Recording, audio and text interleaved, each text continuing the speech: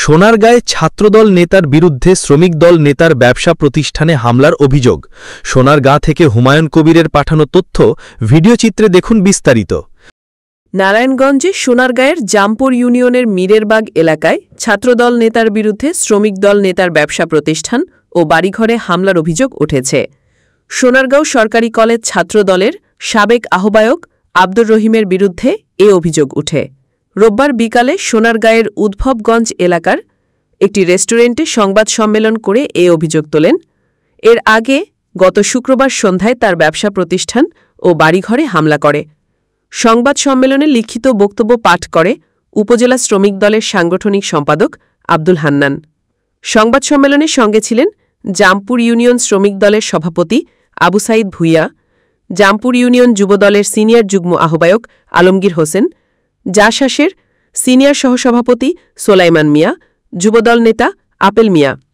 লিখিত বক্তব্যে শ্রমিক দল নেতা আব্দুল হান্নান দাবি করেন, নারায়ণগঞ্জ ৩ আসনের সংসদ সদস্য প্রার্থী আজহারুল ইসলাম মান্নানের অনুসারী হওয়ার কারণে আরেক প্রার্থী আল মুজাহিদ মল্লিকের ব্যক্তিগত সহকারী ও সোনারগাঁ সরকারি কলেজ ছাত্রদলের সাবেক আহ্বায়ক আব্দুর রহিম তাদের সঙ্গে দ্বন্দ্বে জড়িয়ে পড়েন। সম্প্রতি আব্দুর রহিম তার কাছ থেকে ৫০,০০০ টাকা চাঁদা দাবি করেন। সেই চাঁদা না পেয়ে গত শুক্রবার সন্ধ্যায় আব্দুর রহিমের নেতৃত্বে ১০ থেকে ১৫ জনের একটি দল মীরেরবাগ এলাকায় ব্যবসা প্রতিষ্ঠানসহ ৭-৮টি বাড়িঘরে হামলা ও ভাঙচুর করে। এতে তাদের প্রায় ৬ থেকে ৭ লাখ টাকার ক্ষতি সাধন হয়েছে। এ ঘটনার সুষ্ঠু তদন্তের মাধ্যমে বিচার দাবি করেন।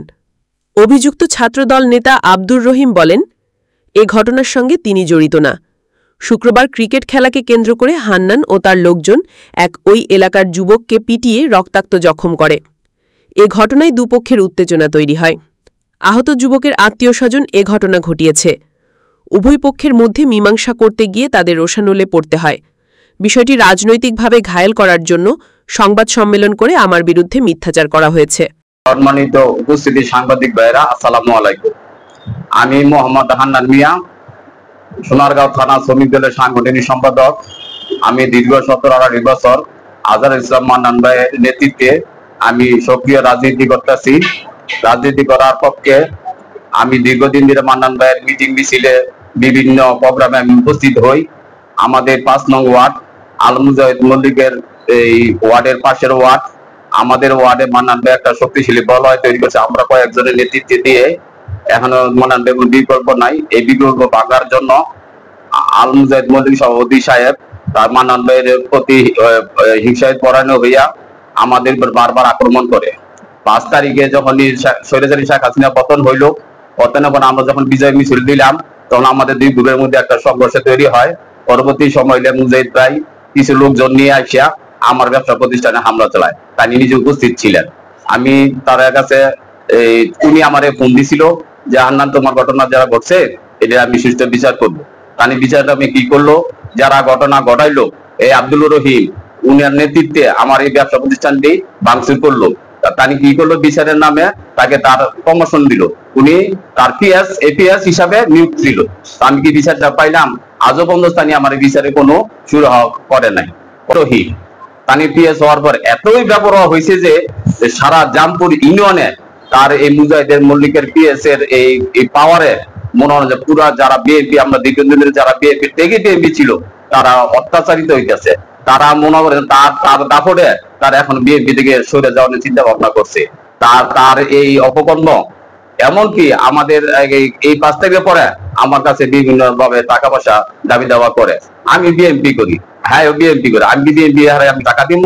আমি টাকা না দেওয়ার কারণে মনে করেন যে আমাদের এই গত শুক্রবার দিন রাত্রে আমার বাড়িঘর, আমার ব্যবসা প্রতিষ্ঠান এই ১ থেকে ১৫০ লোক নিয়ে হামলা করে আমার ব্যবসা টুল যা আছে আমার প্রতিষ্ঠান ব্যবসা অফিস সব ভাঙচুর করে এবং কিছু ৫০,০০০ টাকা লুটপাট করে লইয়া যায়।